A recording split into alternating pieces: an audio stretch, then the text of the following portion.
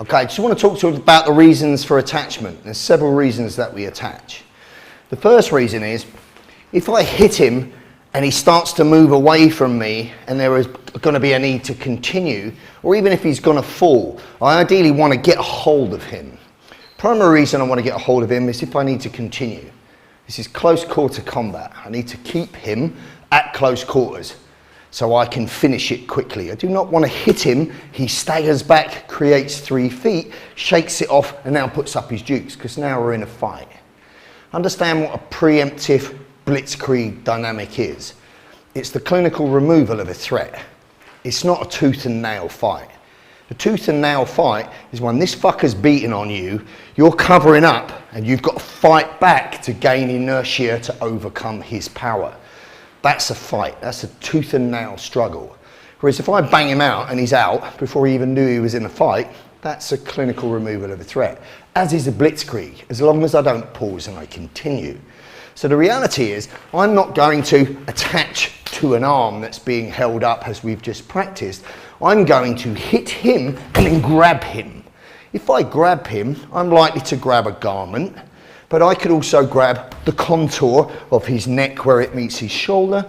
If he's got a big beard or long hair, I'll grab his fucking hair. If he's got a fat face, I'll grab his face. I'm going to grab something that will allow me to stay attached to him.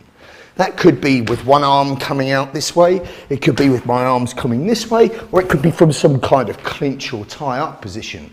Either way, I'm holding on to him so he can't get away from me. That's the first reason. Second reason is what we said, the collision effect. I'll get good impact from hitting him, but I'll get better impact if I pull him onto the strike. So I'll get good impact this way. If I was here and holding him, I would pull him this way onto the knee. If I was holding him here, I'd pull him this way, again onto the knee. So what we call the collision effect. This hand also acts, or these hands when I'm attached to him, as what we call a sensory antenna. So as soon as this becomes live and goes dynamic, we're very close, my vision is very tunneled, so primary visual sense is not really available. It's almost like you're a biscuit inside a biscuit tin being shook up chaotically. You're not taking in much intel. But if I'm holding on to him, I have a tactile sense of 1, where he is, and 2, of his energy. So if I hit him and I feel his body weight start to slump, I'll feel a weight drag on my arm, which innately tells me the effect my hard skill was just had. It was effective, he's dropping. If conversely to that, I hit him and I feel this push-pull dynamic of a struggle, that will innately tell me in a kinesthetic sense that he's still active and dynamic, which means I need to still continue. So it acts as a sensory antenna. But the primary reason, particularly from a civilian self-protection perspective, is when I hit him and knock him out unconscious, I want to be able to control his descent to the ground. People in the street die from impacting their head on the pavement or on something hard on the way down when they fall. So you see a headline in the newspaper, it says, "1 punch kills man." Wasn't the punch, it was the pavement. So as a civilian, where self-defense litigation is a major issue to consider, I want you to keep yourself safe, but I don't want you to go 10 years in prison doing it.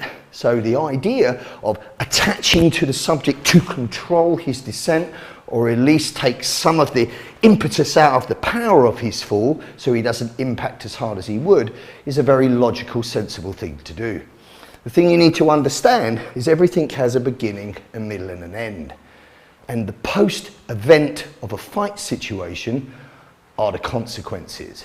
So there's always consequences to violence. There's probable litigation, where there'd be police involvement, court appearances, heavy fines, potential imprisonment. You will be expected to articulate your defense in court and define as to why you did what you did. The 2 key points to remember in any situation are, was what you did reasonable, and was what you did necessary? Well, it was necessary if the subject prevented your escape, because if you could have escaped, you fucking should have. And is it reasonable? Well, as long as you do enough to stop the threat, put the threat down so it ceases to be a threat, you've worked within the realms of what's considered reasonable. So reasonable and necessary. So if you are in a court of law and you were asked to explain why you did what you did. Why did you hit this man preemptively? Because I felt an honest belief that my life was in danger. I tried to leave, he encroached on me and he stopped me from leaving. He exhibited a body language cue that indicated to me that my life was potentially in danger. Couldn't even tell you what I did, I just hit him. I was scared. But I was conscious enough in my mind to hold on to him and control his descent because I didn't want him to hurt himself. I even put him in the recovery position. So attaching to the subject to control descent is good all round for you. We want to attach to keep the subject at close quarters and prevent his retreat. I want to enhance my collision effect by pulling him onto my shot. It acts as a sensory antenna inside of the fight that tells me whether I need to continue or stop, and it allows me to control his descent. One other situation where attachment might be very useful is in a situation if there's multiple assailants. So if there was another person coming into the affray here, because I'm attached to him, beaten on him, I don't need to visually look at him. You know, a high-level performance combative trainee, a tier 1 civilian level trainee, should have the ability to use all his senses well. Which means if I'm in this fight with this fucker here, fighting and doing him, I can beat on him whilst I look for his friend. Which means if his friend enters the affray now, I can use the attached subject as a barrier or a projectile between me and the second subject. So attachment is very useful.